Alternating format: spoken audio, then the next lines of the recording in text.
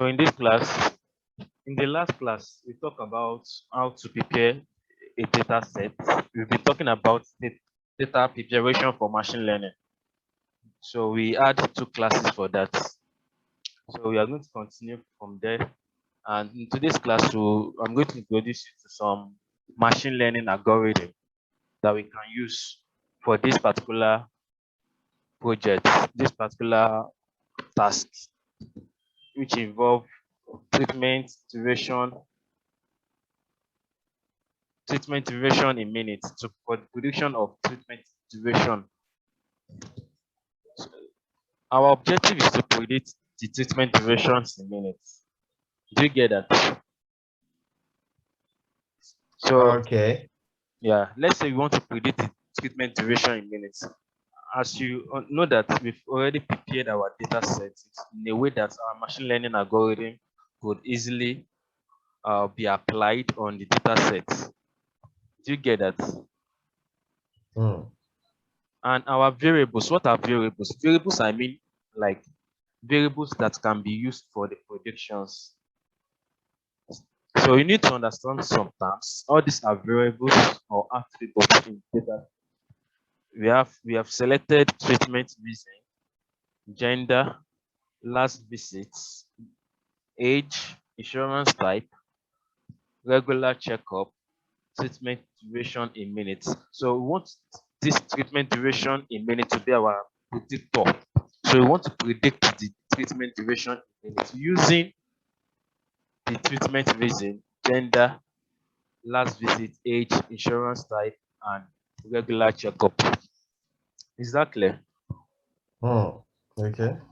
So if you look at this, you will see that we have a single variable that we are predicting. If this is our dependent variable, do you understand what I mean by dependent variable? Like a variable depending on some other variables. We are saying that the treatment duration will actually depend on a combination of variables, which include treatment reason, gender, last visit, age, insurance type, and regular checkup. Is that clear? Do you understand the concept? Yeah. So it means that if we know the treatment reason of a particular patient, we know the gender of a particular patient, we know the last visit, we also have information of the age and insurance type, regular checkup. We can easily predict the treatment duration. So our task in this class is to create a model, a machine learning model that can predict the treatment duration. Do you understand that? That can predict the treatment duration. So I'm going to ask you a question. The question is that looking at this assignment, is it supervised learning or unsupervised learning? Supervised learning. So why is it supervised learning? Because it is it's a kind of well-organized data. Okay. So if you want to use this, you have taught the supervised learning approach, which involves learning from data sets. So that's what you are going to adopt in this lesson. Okay. So then, okay, the first thing they are going to do is let's try to prepare the data sets. That is the first thing. I'm going to prepare the data sets. I'm going to run all this code again.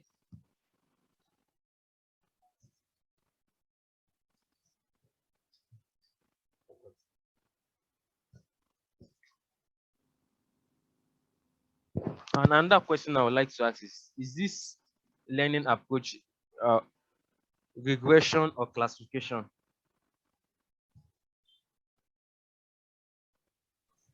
Regression. Hello? Hello, this is regression. Yeah, it's regression because why is it regression? Because we are trying to predict a continuous values. These are continuous values.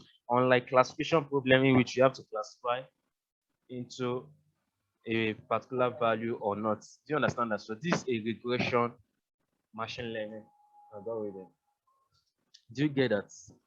So let's look at this. If you have this data set, let me try to run the code again. I read my data set here.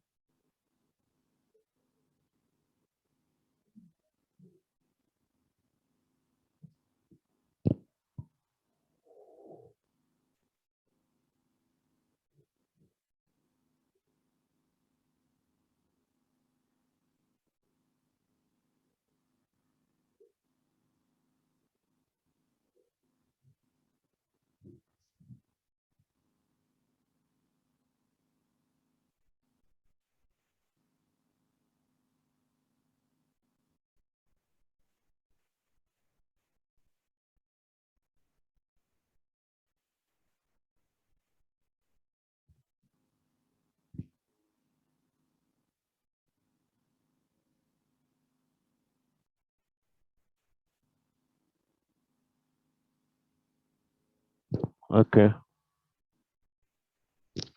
The variable name we are using is this data set 2. Can you see that? So we can say x. The first thing that can be done is let's convert it to numpy arrays. So if we convert this to numpy array, we can have this as our data. We will know that our data is going to be a numpy array of an array dimension with a size of 7 with numbers of rows of 7. So do you see that? Hello, do you see that? So it's an array Yeah. dimension of the numbers of a colon, 7th colon, of 7 colon and 366 records. Do you understand that? So it means that if you look at this data set 2, if you look at this data set 2,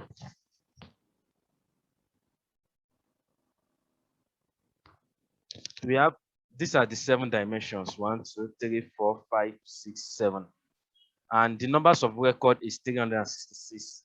So, but in this is in data form, why this one is in array.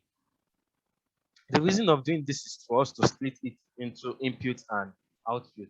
We can easily say x, I can say x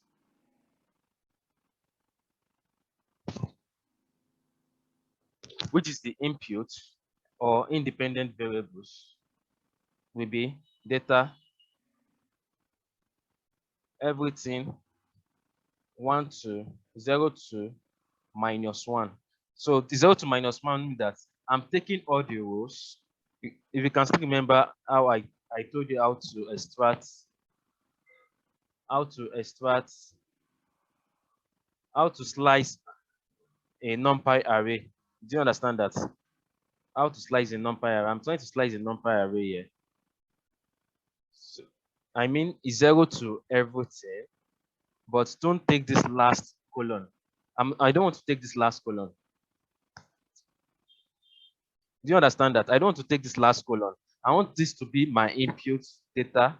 My input data should be from 0, which is treatment reason, to this one before the last one, regular checkup, which means that I'm taking 6 attributes or variables as the input or the independent variables. Do you understand that?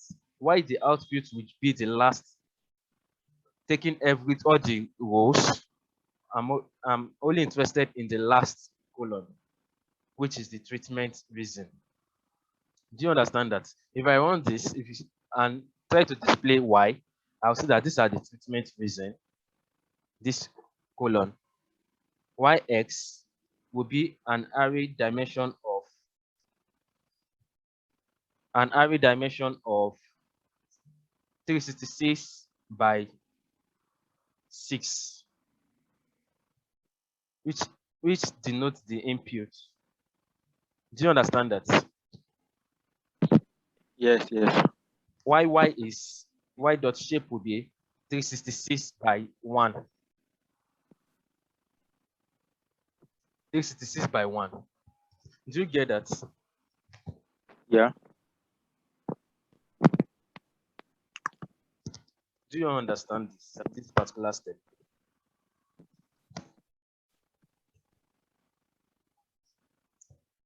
Hello. Yeah, we understand. I Yes. understand. Okay. So let's proceed. Once you're able to achieve this, the next thing for you to decide is that which machine learning model do you like to use? Do you understand that? Like, what machine learning model are we going to use? You have to decide that. For you to, for linear regression, for a regression model, if you want to build a regression model, these are the available machine learning model that can be used. A supervised learning approach to solve a regression problem. So you can use the regression, the multiple linear regression, the multiple linear regression. So you can also use the polynomial linear regression, the polynomial linear regression. So you can also use the decision tree classifier. So I don't want to go into the algorithms of these models.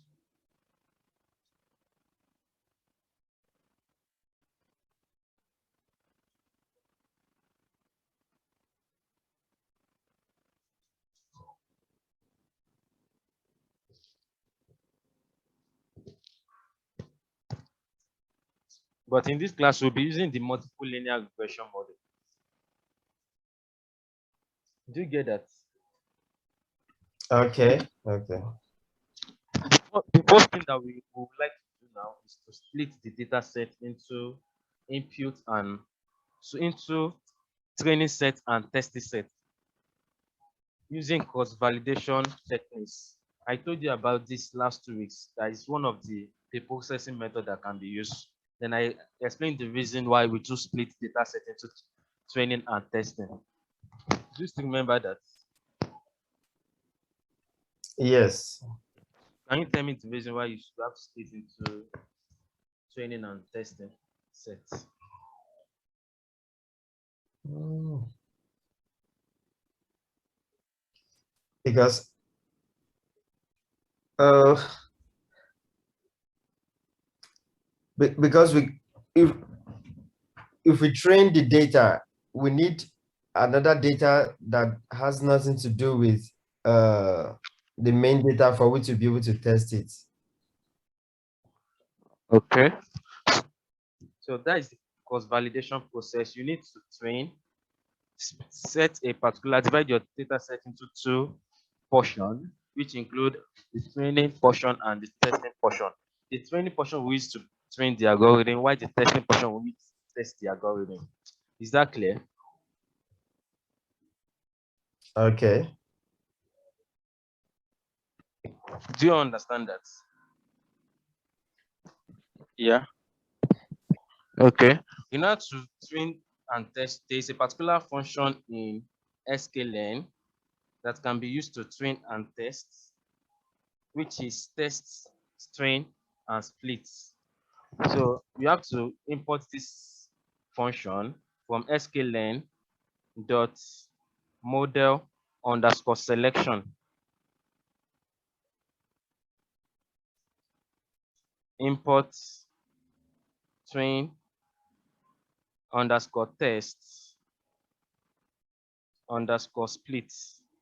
This particular function will be used to train and test the model.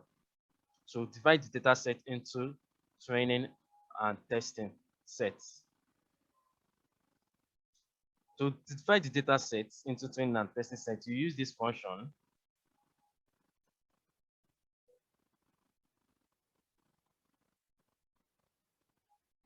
The two inputs will be the X and Y. So you have to specify a test ratio, a testing ratio.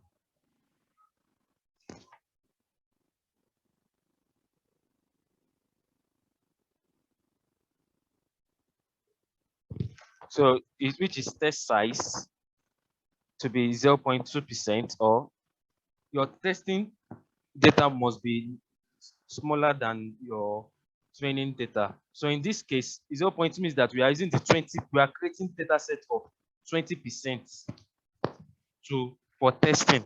We are creating 20% out of the data set for testing, while the remaining 80% will be used for training. Do you understand that? So if I specify 0.25, means that I am specifying 25% for testing. That is the testing ratio. Do you understand that? Why 75% will be for training? Do you get that? So you also have to specify the shuffle to be true or false. Why the default shuffle is true? Shuffle to be true or false mean that you have to shuffle your data sets from the beginning. Just shuffle your data set. Just instead of picking from the first instead of selecting the training set to be from the first observation to the first 80% of the data set, the data set has to be shuffled. Do you understand that? That is the meaning of this shuffle through. Do you get that?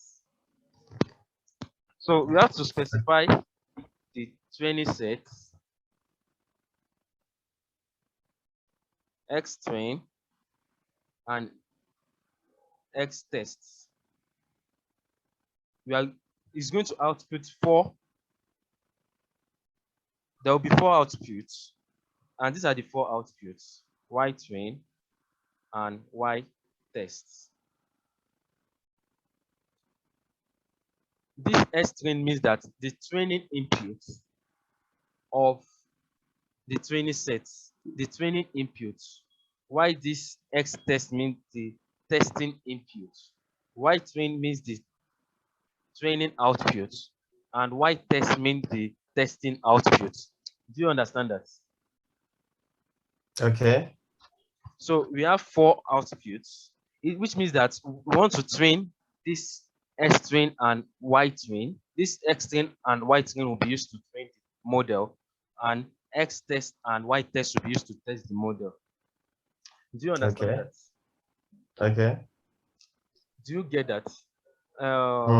Ojina, do you get that? Justin, are you following? Yeah, I'm following. I'm following.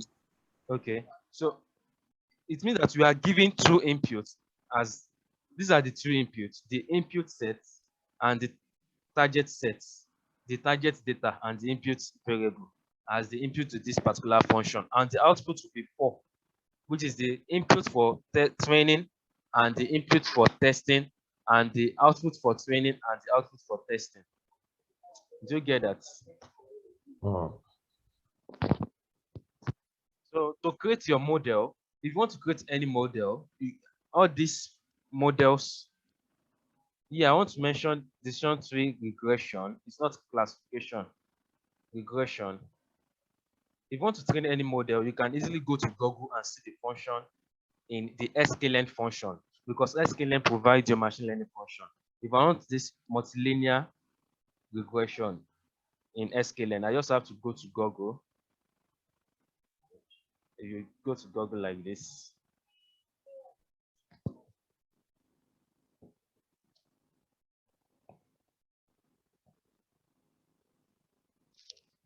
so just click on the Sklearn function.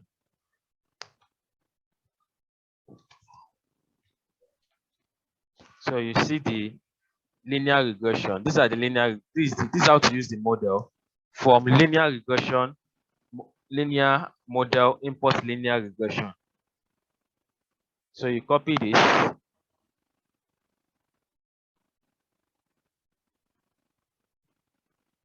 You also come back here to copy this. This is how to fit the model. You can see that we build this model using linear regression.fit. So you only need to specify your X and Y. But in our case, we specify S twin, and because we want to train the model with this, and Y twin.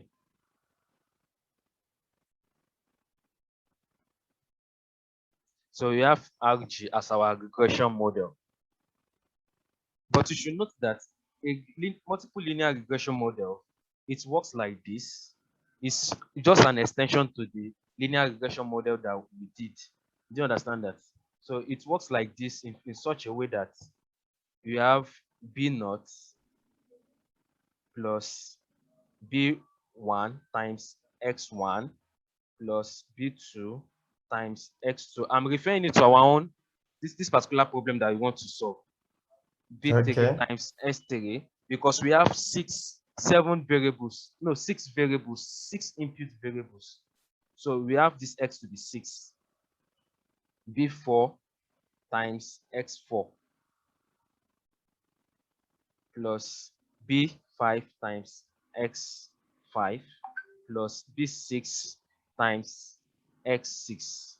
So this means that we need 6 coefficients and 1 intercept. Do you get that? 6 coefficients and 1 intercept to create this particular model. Do you understand that? This how So the linear regression B naught is the intercepts, and B naught is the B1 to 6. intercept. Why B1 to B6 are the coefficients? Do you understand Okay. that? Unlike Okay. the simple linear regression, in simple linear regression, we only need the slope and the intercept. Do you understand that? Just the slope and the intercept. Do you understand? Just one coefficient. The slope I'm referring to as the coefficient, one coefficient and one intercept. Do you understand that? It means that we need to look for a particular coefficient that is going to be multiplied by each of these variables, each of these 6 variables, and we are going to add it with an intercept to get the treatment duration. Do you get that? Get that? So what linear regression model is trying to estimate is to estimate the B1, B0 to B6. With this B0 to B6 now, you can use to estimate the continuous variable of Y, which is treatment duration. Do you get that? Okay. So look at this, how rigid jot coefficients. If you look at this function, you see that we can get the coefficient using, I cannot even find where it is written, but I know that we can get the coefficient like this. These are the 6 coefficients, 1, 2, 3, 4, 5, 6. So these are the 6 parameters that should be multiplied with our variables. And we have the intercept also. Intercept.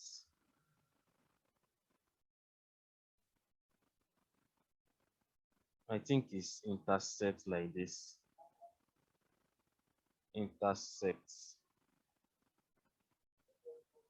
Okay, it should be dot intercepts. Intercepts.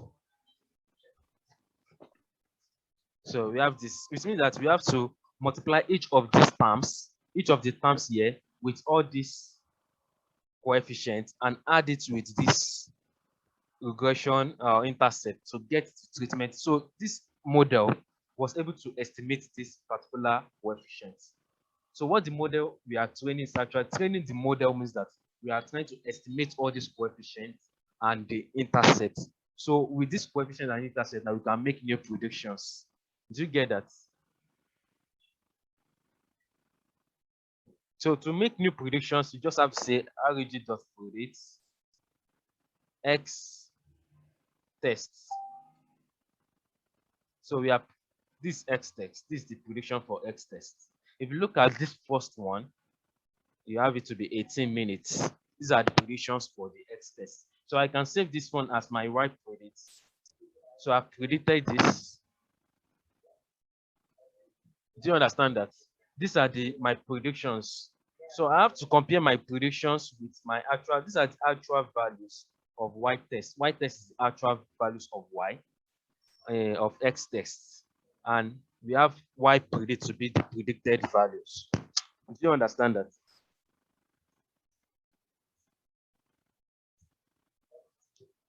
Hello? Hello, do you understand that? Yeah. So you understand. Okay, so It means that we actually predict the X test using we predict the X test and save it into a variable of Y predict. In order to evaluate your model, you need to compare the Y test and the Y predict together, to compare them together. So you can compare them using, because it's a regression model, you can use the conventional regression machine learning metrics, like the mean square error, the absolute mean error, and the root mean square error. I told you about that. If you want to use the mean square error, you just have to, if you don't want to use the formula, you can just import from sklearn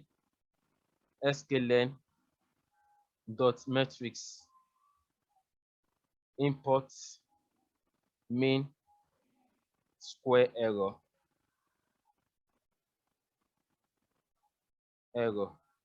I think we have this particular function. Okay. Let's see how to use this mean square error. Mean square error in sklearn.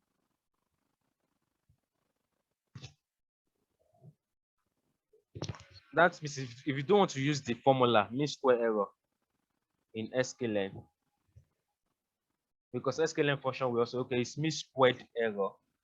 Mean squared error. Import mean squared error. Let me look at it again. Mean underscore squared. Okay, it's metrics. From sklearn.metrics, import mean square error. So I can then apply the mean square error to estimate the difference between the predicted values and the actual values. So like this, Y predict, and Y test.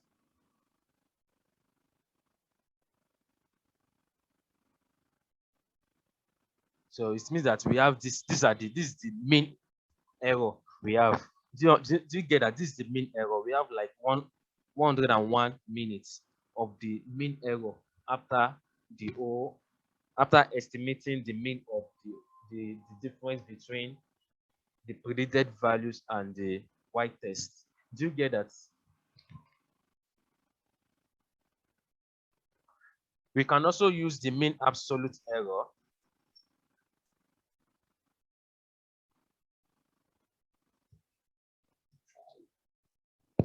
Then estimate the mean absolute error.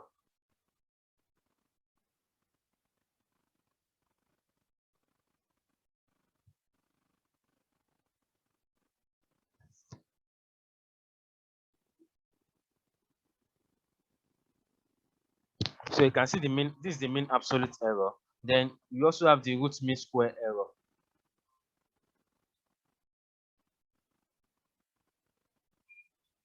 So these performance measurements can be used to evaluate the performance of our model. Okay, there's no root mean square error. But better still, we can just look at the square root of the mean square error. It's going to give us the root mean square error. The square root of this is going to give us the root mean square error.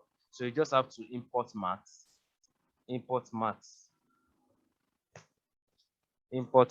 and estimate the root mean square error, like math.sqrt, the root mean square error. So this is the root mean square error. Do you understand the illustration? Yeah. Hello? Yeah, hello, yeah, following, yeah. Do you understand that? Do you all get that? How to apply multilinear regression model? Yeah. But I have a question. Okay. For the X1, X2, X3, we didn't define them from the beginning. Like we define the. Hello. I couldn't get you clearly. Please, can you speak up? Yeah, hello, can you hear me? Yes, I can hear you now. I mean, we didn't define from the beginning. We didn't from the beginning. We didn't define the X1, X2, X3 to X6. Like we define like capital X.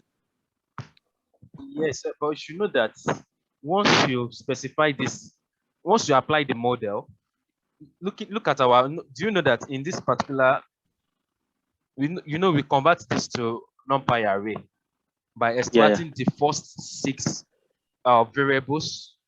Do you understand that? And the rows, you don't need to specify that this is your x1, this is your x2. Once you are using an input of x like this, x dot shape, these 6 inputs, this is your x. It's your model will already know that your first colon is your x1 in this particular 6 colon. Oh, okay. And Okay. this is Okay. the 6 observation. So your first colon will be your x1. It's already known automatically. Do you get that? Okay. Okay. Yeah. Yeah. You don't need to define that. And your y is constant. So I'm going to specify the steps after this data preparation that was done last week. So the first step that we did in this class is we first identify the inputs and the outputs. Do you understand that? Or the target, identify the input sets and the target sets. Do you understand that? That is the first thing that was done. And this also identify the input set. These are our input sets. And this is our output sets, our target sets. So do you get that? These are our input set and our target set. So after identifying the input set and the target set, so we then split the data set into training sets and testing sets. Do you get that? So we split the data set into training set and testing set. Then which we specify a test ratio of 25% or 0.25, which means that we are using 25% of the data set for testing the model and 75% for training the model.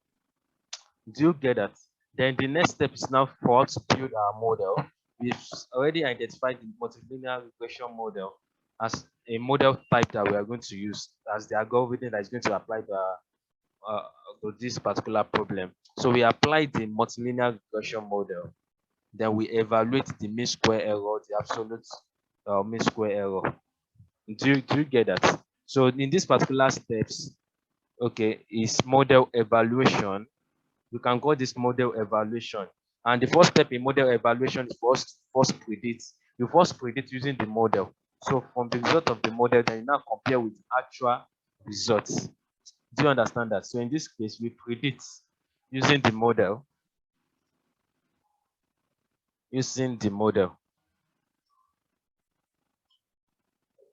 Then in this particular step, we then evaluate model evaluation from using conventional model evaluation using performance metrics.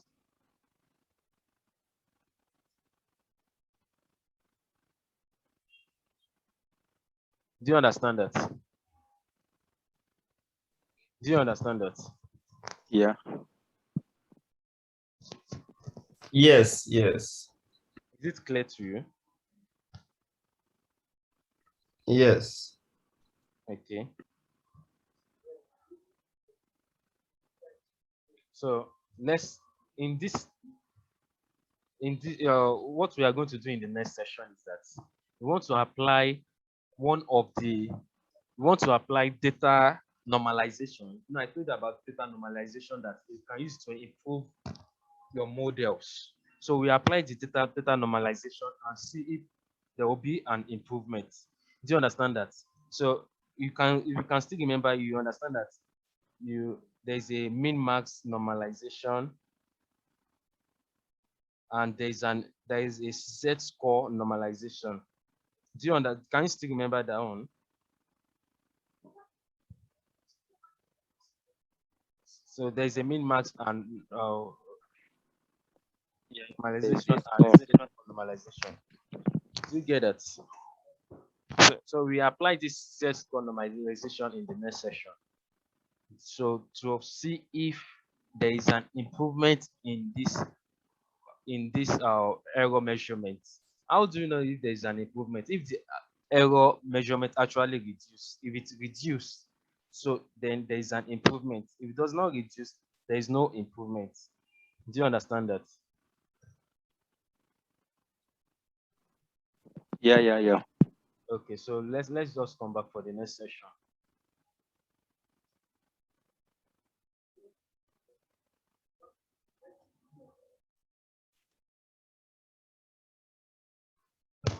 So we will apply the data normalization method. Let's say you have this x. This is our x value. The first thing that will be done is to apply the z-score. We use the z-score normalization. I've told you that z-score normalization is simply x minus x dot mean, but you should know that we have to look for the x dot mean and np dot mean. Let's say np dot mean of x, np dot mean of x. Okay, we've not been using Numpy. I'm going to import Numpy now.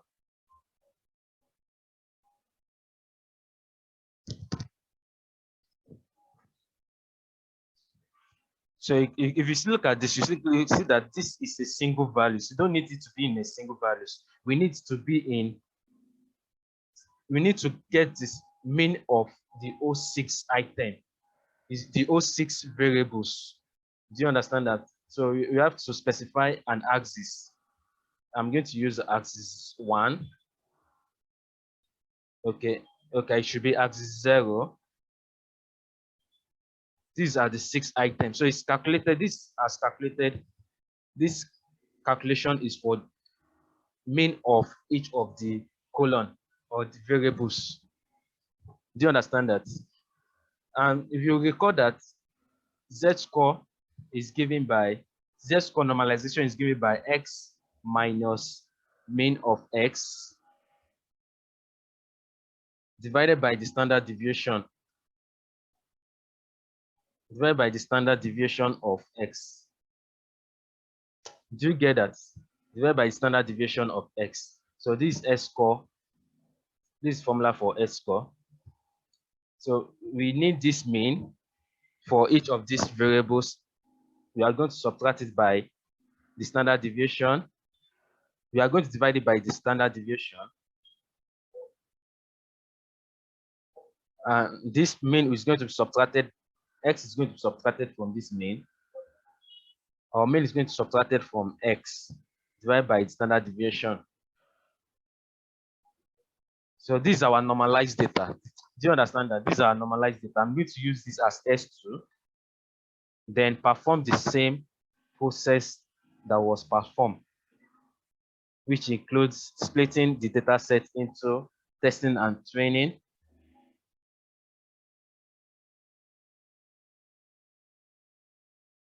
Instead of X, I'm using S2, the normalized data.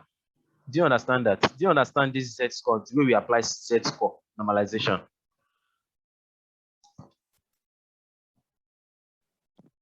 Yeah.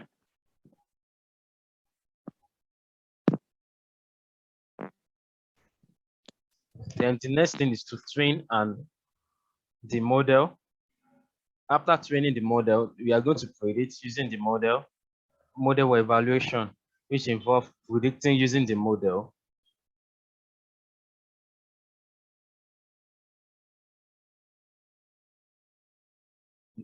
So after predicting using the model, then we evaluate using the performance metrics.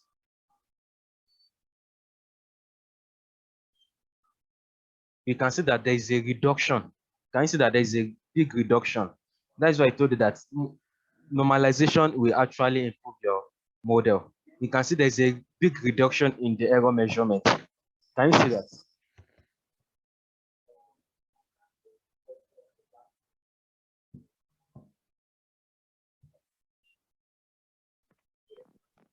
Hello. Can you see that there's a reduction in the error measurement? Yeah. Do you understand that? Yeah. So if you apply normalization method, it's going to yield a reduction in your model, it's going to be, there will be an enhancement, or the quality of prediction will be enhanced. Do you understand that? So for you to have accurate result, much accurate results, data normalization is recommended in some case, especially when you are dealing with regression, continuous values, several data that involves different ranges, something like this. We look at our data set, they are in different range.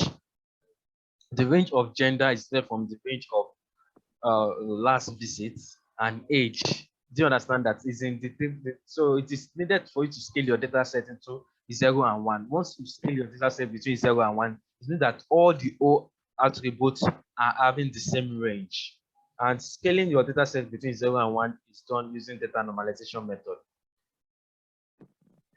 Do you understand that? So we can also use the min-max normalization. Min-max normalization.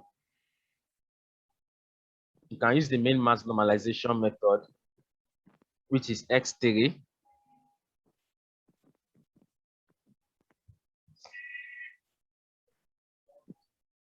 The min-max normalization method. Then split your data set into training and testing using our S3. Then train the model again. So I'm going to also predict using the testing sets. So the min-max normalization method is given by x minus mean of x, np.mean, and the max minus this, something like this.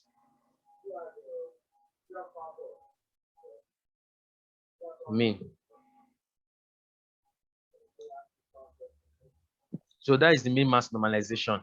So you subtract it with the mean, then you divide the max minus the mean. Then we can then evaluate the model again using this mean square error. So you can see that this mean max normalization is not working. The error is actually increased. The error measurement actually increased instead of reduced. Yeah. Okay. We can see that. So that is why all these processing methods are actually good. I told you in the last, when we were doing data preparation, that the set score normalization will always yield a better result than the min max normalization. Do you understand that? Do you have any? So if the error is increasing, so what does that signify? Or what should we be expecting? Should we be expecting that the error should reduce? The error should reduce. We are dealing with regression model. You measure your error, you predict. It's just like you predicted. You have an actual, your actual minute is like 50, then you've predicted like 10. Your model predicts 10. Then you did a particular processing method and your model predicts like 40. You know that the difference between 40 and 10 and 50 is actually close than 10 and 50. So you have to tweak your model in such a way that it is much more, you have an accurate result. Okay. You have to tweak your model in such a way that you have an accurate result. Do you understand that? Okay. So in this particular task, we will actually see that using the min-max normalization, it actually is better than using the z-score normalization is actually better than the min-max normalization. And also using the min-max normalization, it does not improve the model. It makes the model much worse. It makes the model worse than using the ordinary model without normalizing the model. Do you understand that? Normalizing our data sets. Do you get that? Okay. Then you can then present your results. I would like to present my results. I want to present my results very well. How do I present my results? I want to use the pandas library to present my results. So I'm going to do that like this. I'm going to do this again.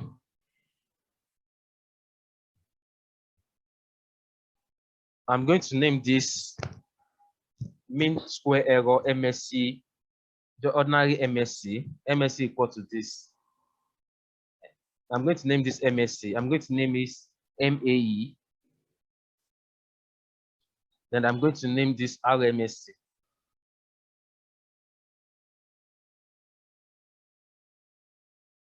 Also, I'm going to do the same thing here. Why the annotation I'm going to give this will be MSC underscore Z score, because I'm using Z score normalization. And this I'm going to say MSC underscore or MAE is a mean absolute error underscore Z score. And lastly, RMSC underscore Z score. We'll do the same thing to the min max, MSC underscore min max. MSC underscore MAE underscore min max. Yeah, I think that is MASE. Okay, MAE. And lastly, RMSC underscore min max. So after presenting this result, so I'm going to use the pandas data frame. I want to present my result in pandas data frame. I can say results equal to, okay, MSC results. I can say MSC results equal to, I have 4 results for MSC, MSC underscore Z score, and MSC underscore min max. And we have the same thing for MAE result also, and also for RMSC.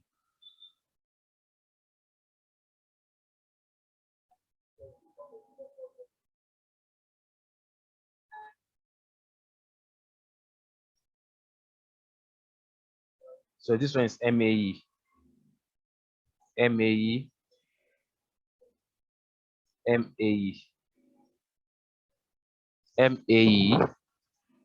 Once I run this,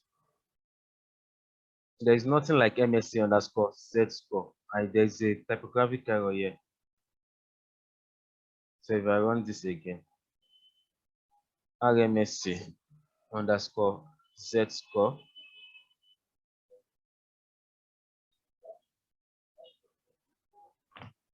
So we can then present our model using like pd.data frame.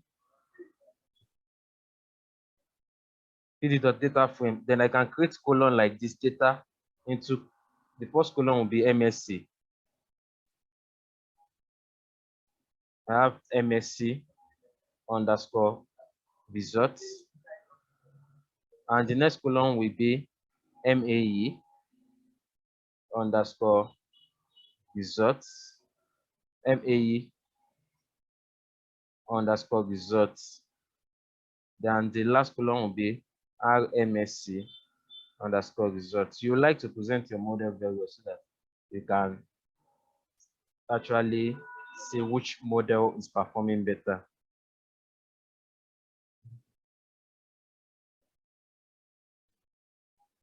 You can see this, but you still have to include a particular colon. I'm going to call the colon normalization.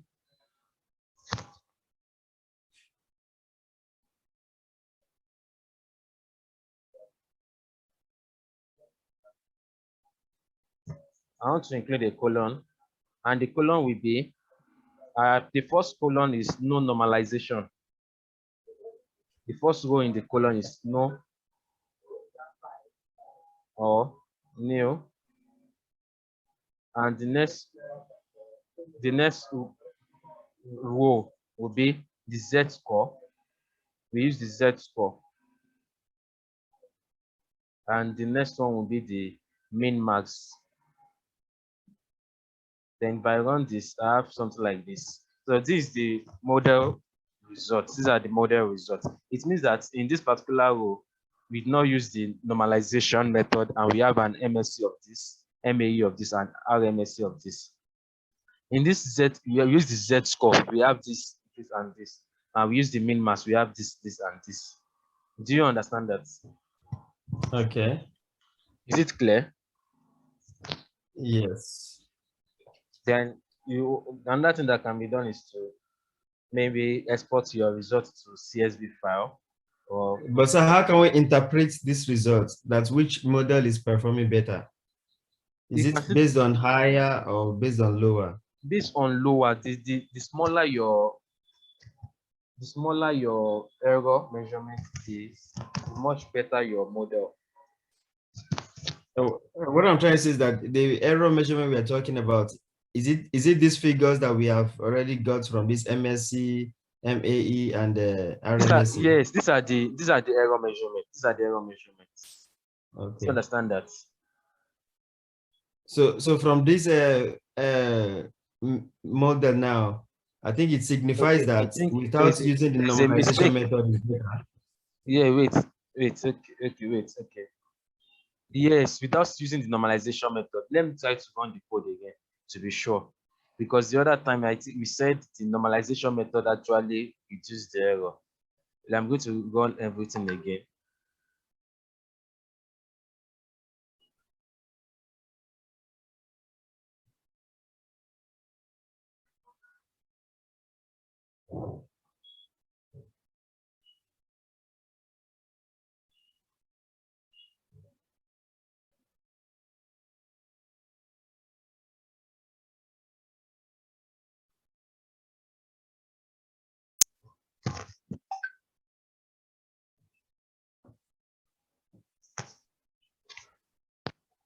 Hello. Yes, sir. Okay. Actually, it's just coming this way, like this min mass is giving the lowest error here. And another thing we should know that it might also be because there is because once you shuffle data, do you understand that? Once you shuffle data, you understand there might be some testing sets that is in this particular model, in the no normalization model, that is not in the normalization model. Do you understand that? Do you understand? Okay. For example, once you shuffle a particular data set, you can pick some testing sets.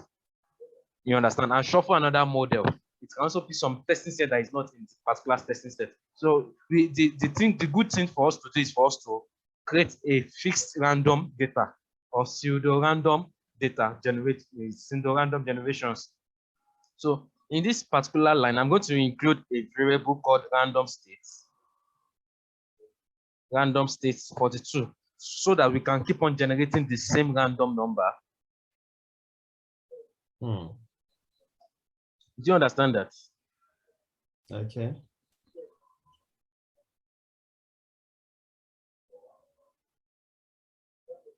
So we can keep on generating the same random number. I'm going to reduce random states. Then we can now then be sure which model is performing better, because it's picking different random number. Do you get that?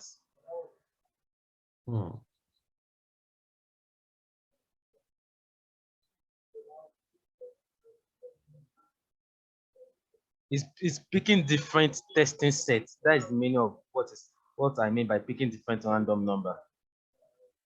Okay. It can, although your random state can be any number, I'm only using 42 just for us to be fixed. Okay, now it's picking the same random number, that we are getting almost the same thing.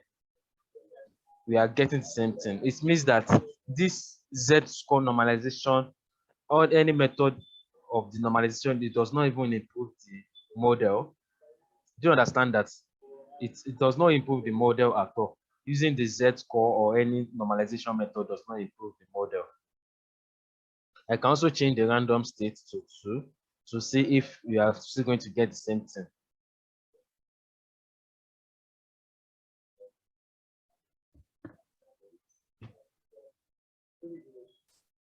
Why do we have to use the random state? If you look at, okay, let me go to the model selection again. Okay, do you see what it actually signifies? First,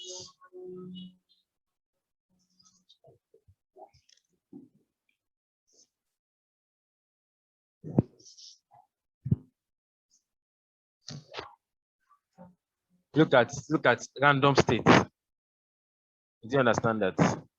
It controls shuffle. Do you understand? It controls how you shuffle your data set so that you can keep on, even you are using random numbers, you can seed your random number so that you can get same numbers of testing sets, a particular testing set. Using a random state of 42, it means that we are going to get a random set that is the 42 is just a number, but we use the 42 to calculate the random states. Do you understand that? It can also be 2. If I'm using random states, I told you about pseudo random number generations. Do you understand that? Yes. You can still remember that I told you about pseudo random number generations. Pseudo is just pseudo random number generation where you have to get the same random numbers. Do you understand that? You have to get the same random numbers. Do you get that? Okay. So that is that about that. Okay. That is that about that. Do you understand this particular class? Do you have any questions? Do you have a question? Or is this sound confusing, Abby? It's understandable. It's understandable. You can see that there is no improvement in our model, even with this, but with the normalization preprocessing method that was used, there is no improvement in our model. But I have one question. This result that we've got, does it have anything to do with graphic, like graph or graphical? Except you want to present your model in graphics, like you want to plot your model. You can plot you want to plot your predicted values, something like this. Import matplotlib.py plots as plt. So we can then say plt.plot, something like this. You plot your y values, then you can label it as actual. Then you can also plot your y predict. Okay, we can use this one as a scatter plot. Then this y predict will be used as a plot.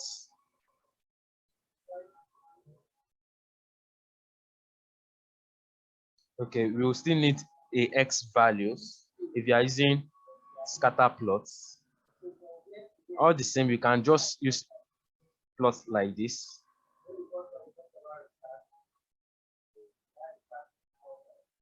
Okay. That's why it's better we use we create an x values. You can just create an x values using np.arrange from up to 0 to learn x test, y tests. Do you understand that? So at the step size of 1, just for plotting. Do you understand that? Just for plotting, an x value starts with map the x axis. Do you understand that? So you can say x values, comma y, x values, comma y predicts.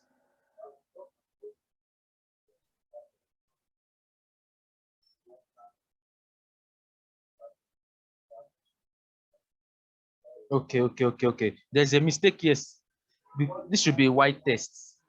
Do you understand? This should be y tests, y underscore tests, because we are plotting the testing values. Yes. You can see these are the predictions, but with scatter plots, you can understand it better to see the actual values and the predicted values. Okay. If you have a color that is being set, color this one to be red or blue, and the next one to be red, then we can differentiate the predicted values, and with this plot, you can use to evaluate how your model is able to predict the